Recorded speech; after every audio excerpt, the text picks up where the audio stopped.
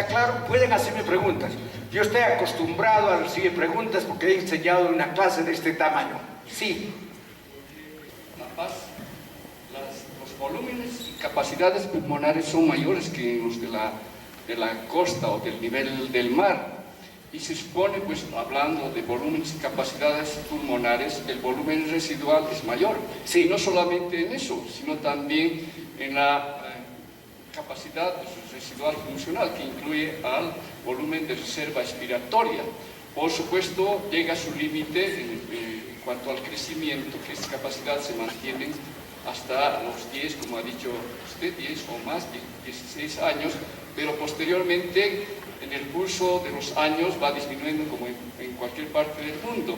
Y el volumen residual es una reserva de oxígeno, pero cuando ya existe una patología pulmonar, como el caso de una bronquitis crónica, disminuye también el volumen residual, y es por eso que se descompensa mucho más rápidamente. Es posible. Eso puede contestar mi chofer.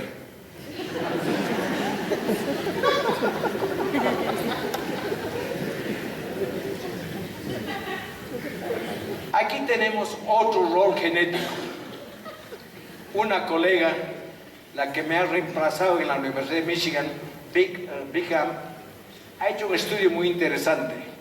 Nuevamente ha usado, en esta vez ha usado el genotipo I, que representa parte del sistema convertidor de la enzima que regula la hipertensión y regula la homeostasis del agua en el organismo.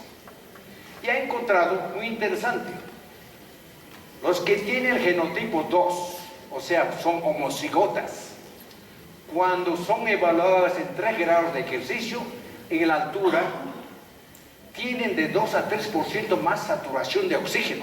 Aquí ven, más saturación en cada prueba, a todo nivel de ejercicio. Los que tienen este genotipo de inserción doble, o sea, homocigota, tienen la capacidad de tener mayor saturación de oxígeno. Entonces, lo que pasa, como el genotipo es bastante frecuente en los quechuas, estos hallazgos sugieren que a través de la enzima convertidora de angiotensina, que disminuye el riesgo de hipertensión, las características genéticas de los quechuas contribuyen a una mejor saturación de oxígeno y por siguiente a una mayor adaptación a la altura. Basado en todos estos, he tenido que recalibrar, reestructurar mis gráficos. En un libro anterior que publiqué, en varios artículos que publiqué, no incluí el factor genético. Entonces, ahora tenemos nueva interpretación, en el sentido de las características funcionales de los andinos nativos de la altura son el resultado de una adaptación developmental que se expresa más en personas con características genéticas relacionadas al ancestro quechua aymara. Por tanto, el aspecto de desarrollo aumenta el tamaño del volumen residual y área alveolar. El intercambio de gas a través del aumento de la capacidad de difusión pulmonar. Y aumenta el abastecimiento de oxígeno en las células, la capacidad aeróbica. El ancestro quechua disminuye la ventilación pulmonar, aumenta el flujo de sangre y oxígeno en la arteria uterina durante el embarazo. Disminuye el retardo del crecimiento prenatal, aumenta la saturación de oxígeno. La interacción de estos dos casos, de estos dos fenómenos, hace que tengamos una buena adaptación. Es decir, he dado un paso más. La ciencia avanza así. Esta es la primera parte. Ahora la otra segunda parte. Posiblemente esto va a ser sorpresa para ustedes. Es la segunda parte.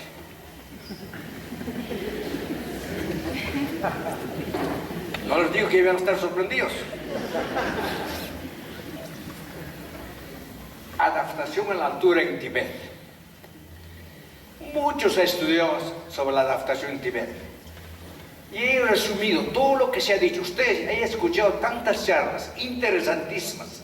Todos han puesto énfasis en que sí, la concentración de hemoglobina en los nativos, en los chinos que viven a la misma altura es mucho más alta, pero en cambio los tibetanos tienen baja. La ventilación pulmonar en reposo es alta en los chinos, pero no en los tibetanos. Es alta en ambos casos. O sea, ellos tienen hemoglobina baja y hiperventilan como cualquiera que va del nivel del mar a la altura. Y la capacidad aeróbica es buena. La reducción del crecimiento natal es mucho menos en los tibetanos que en los chinos que viven a la misma altura. El óxido nítrico también es alta en los tibetanos. Lo que es importante es que se ha encontrado que la presencia del gen EPAS1 y el factor hipóxico 1 y 2 y sus variedades existen 78% en los tibetanos y solamente el 22% de los Han chinos que viven en la misma altura. Esto ya ha sido bien explicado por el doctor Fujita. Lo que a mí me interesa es ¿de dónde vienen estos genes? Se ha postulado mucho. Estos genes, como les digo, la frecuencia. Lo importante, porque hay otro estudio que se ha hecho, en los tibetanos hay una relación inversa entre la frecuencia del gen EPAS1 y la concentración de hemoglobina. No saben por qué. Se ha especulado bastante, hay bastantes hipótesis. Unos dicen que es el resultado de una selección natural rápida. Sí, es increíble. Encontraron estos datos y dijeron que esta es evidencia de una evolución rápida, que jamás en el mundo había habido una evolución tan rápida, porque estimaron 3.000 años. Imposible. Para que una frecuencia genética sea establecida en una población, se requiere por lo menos 400 generaciones, o 300 generaciones, o sea, por lo menos 8.000 años. Entonces se retractaron, ya han puesto nuevos datos y ahora la nueva que es aceptada, que indica que han podido ocurrir hace 18.000 a 8.000 años. Es lo último que ha sido presentado por los autores originales. Ya no se concibe que es 3.000 años. Ahora, es el resultado de la mezcla de los tibetanos con los neandertales. Aquí viene la parte interesante. Esto les va a sorprender a ustedes. Los Denisova. Los Denisova es un grupo de neandertales que vivieron hace 230.000 años.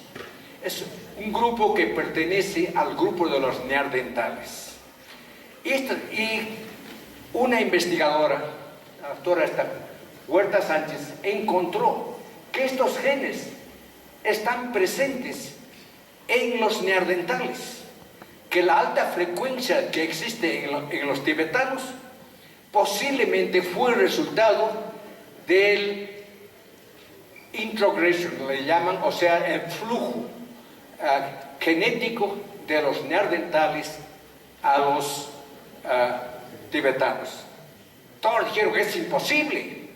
Los neandertales son una especie completamente, no pertenece a la especie humana, porque hasta 1900, hasta hace poco, hasta hace 6 años, se concebía que el neandertal pertenecía a una especie diferente. Esto fue debido a que un investigador europeo hizo una reconstrucción de los fósiles esqueletos del neandertal que encontraron, del primer neandertal que encontraron, y encontraron que era jorobado. Pero se olvidaron que después de análisis encontraron que este neandertal tenía artritis. Encontraron que los huesos estaban artritis, que realmente había bastante artritis, los huesos de la cadera artritis en la columna. ¿Y saben cómo uno camina cuando uno está en la artritis? Uno camina así. Entonces dijeron, no, esto no puede pertenecer a la especie humana, no puede haberse mezclado con el Homo sapiens. Entonces, Eso fue el punto de vista antiguo. Felizmente, en Michigan, mi colega, todos nuestros colegas de antropología biológica, el doctor Loren Brace, todavía en 1964, publicó un artículo, Neanderthals are among us, y los británicos lo criticaron terriblemente, diciendo, ¿cómo puede mezclar, cómo puede asumir que esta especie, que estos neandertales no pertenecen a la especie humana? ¿Cómo puede decir que nosotros tenemos algo neandertal? Es insulto a los europeos, porque este era el ideal de los europeos. Es cierto, los neandertales eran una cultura no muy avanzada. Los neandertales no conocían, por ejemplo, la flecha. Solamente todas sus casas eran con una lanza y la tenía que ser de cuerpo a cuerpo. Imagínense, cazar con una lanza, meterle eso al animal, solo así podían cazar. Entonces, las fracturas que ellos usaban, análisis de las fracturas neandertales, los restos esqueléticos de los neandertales es lo más grande que existen en las colecciones. Hay bastantes huesos de neandertales y han hecho una reconstrucción y tienen unas fracturas similar a los que practican el rodeo. Aquellos que hay un deporte en Estados Unidos en que uno tiene que tumbar al toro al suelo y tienen fracturas igualitas a los neandertales. Eso no quiere decir que los neandertales eran cowboys, pero sí que tenían el mismo sistema de combate de cuerpo a cuerpo. Sí, no eran muy adelantados, pero sí, ellos fueron los primeros. Vean esto, es algo importante.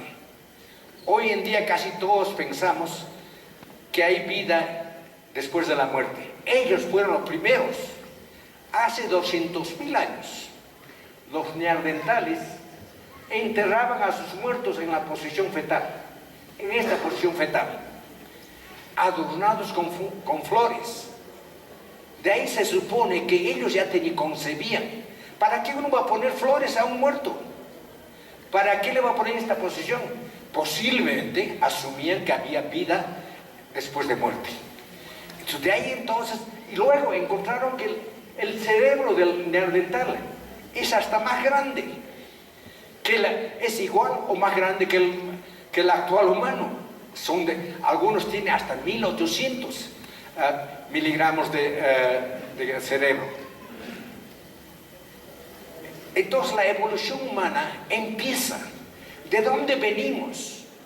Mi objetivo en este estudio ha sido ¿de dónde venimos?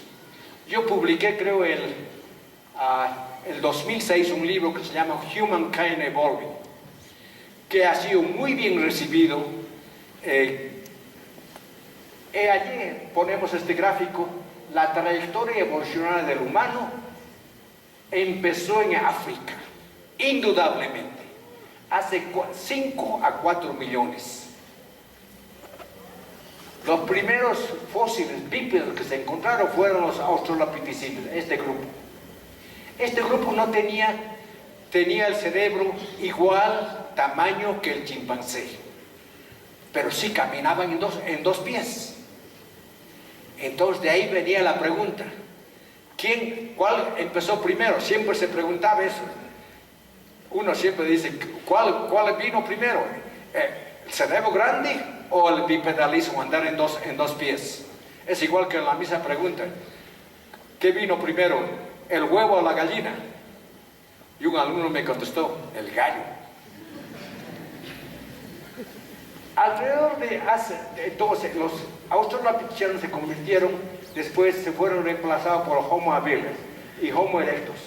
Estos ya empieza la evolución del cerebro con Homo habilis. Luego, alrededor de hace 800.000 años, empieza la población de Homo erectus, es reemplazada por otra población aquí una población arcaica que le llamamos Homo sapiens archaic, rhodesiensis Y el nombre típico se le da al Homo sapiens arcaico es el de neandertales. Entonces, estos aparecen hace 230.000 años y coexistieron con el Homo sapiens que vino de África y vivieron con ellos hasta hace 30.000 años. ¿Qué pasó? Los neandertales eran nómadas, como todos los nómadas, cazadores, recolectores, vivían de lo que recolectaban, vivían de lo que cazaban. Y hubo cambios climáticos. Cuando los neandertales evolucionaron en África, en Europa, llegaron en la época glacial. Entonces se adaptaron al clima y fueron muy robustos. Pero migraron por todas partes de Europa. En su migración pasaron por todo sitio. Aquí están los neandertales. Los neandertales migraron por todo sitio. Aquí el original y otras poblaciones neandertales se mezclaron con los Homo sapiens y a su paso posiblemente llegaron a Tibet. Los neandertales, como les digo, era una población, los Denisovan, era una población que culturalmente, tecnológicamente, no había sido tan avanzado como el Anatomical Modern Homo sapiens, tecnológicamente. Pero ellos posiblemente eran muy amorosos. Como decía el doctor Flores, eran regalones y dadivosos. Porque ven, posiblemente se mezclaron con las Homo sapiens de ese tiempo, o los Homo sapiens se mezclaron con las neandertales. Esta es una posibilidad. ¿Cómo este gen ha podido llegar a los tibetanos? Ha podido llegar porque los neandertales migraban en busca de comida, en busca de animales que cazaban.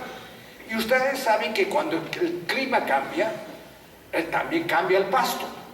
¿Y quién come el pasto? Son los animales. Y como uno depende de los animales, uno tiene que seguir a los animales. De ahí la migración del neandertal a través de Europa fue muy continua. Y se mezclaron, el neandertal se mezcló. Todos creíamos que jamás se iba a mezclar con el Homo sapiens.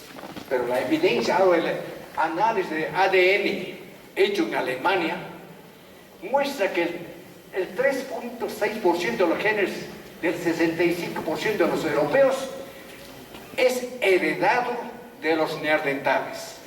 Y el 5% de los genes de los asiáticos es heredado de los neandertales. Si uno tiene los genes de otra especie, no puede ser otra especie, porque la definición de especie es no poderse reproducir o producir hijos que son infértiles, como un ejemplo clásico que ustedes conocen, el caballo y el burro. La mula es hijo de esas dos especies, pero la mula no puede reproducirse. Entonces, ahora se llega a la conclusión de que los neandertales no han sido otra especie, ha sido simplemente otra población que fue absorbida por los Homo sapiens que salieron de África con la flecha. Entonces tenían una tecnología más avanzada. Y varios genes que tenemos actualmente, varios genes fueron heredados de los neandertales. Por ejemplo, la queratinina, que nos permite adaptarnos a los cambios climáticos.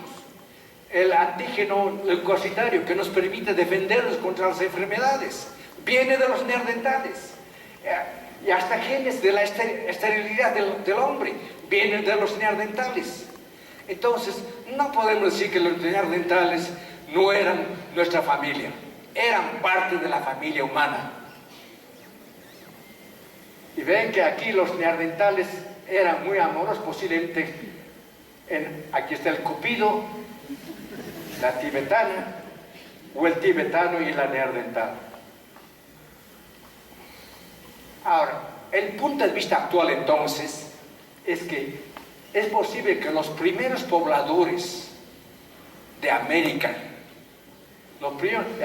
antes de cruzar el estrecho de Bering, se hayan mezclado con los neandertales.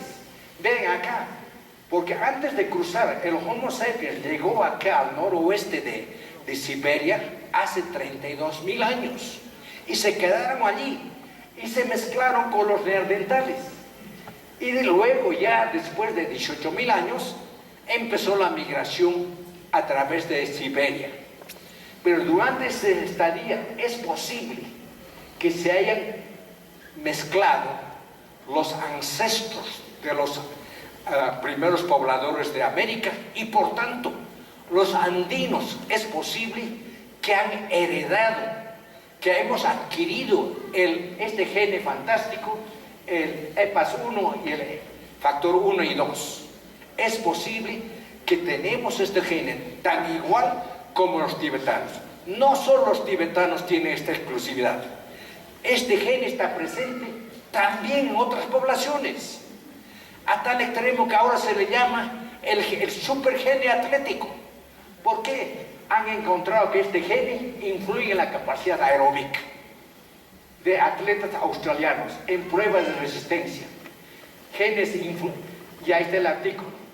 Otro, pruebas de fuerza explosiva, Spring Power, no sé cómo traducirla a castellano esto. Spring Power, la presencia del gene EPS1 está asociado en forma positiva con el rendimiento en pruebas de corta duración y gran fuerza de atletas europeos. Es decir, si otras poblaciones lo tienen y nosotros nos hemos mezclado antes de venir a América, es posible que tenemos estos genes.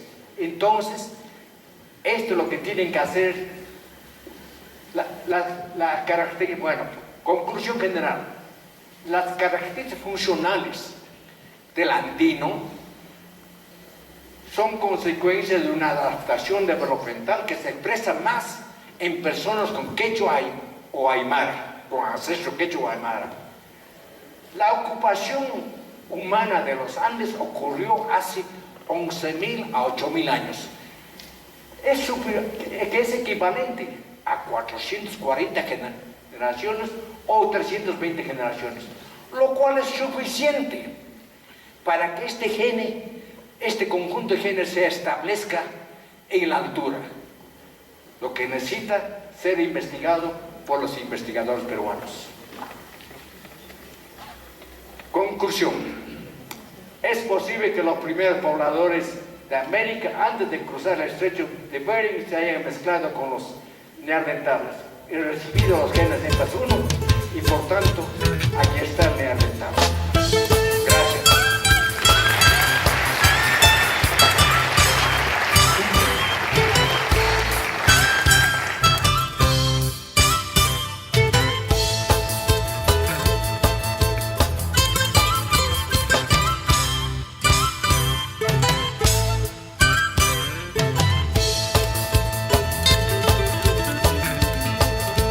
Gallo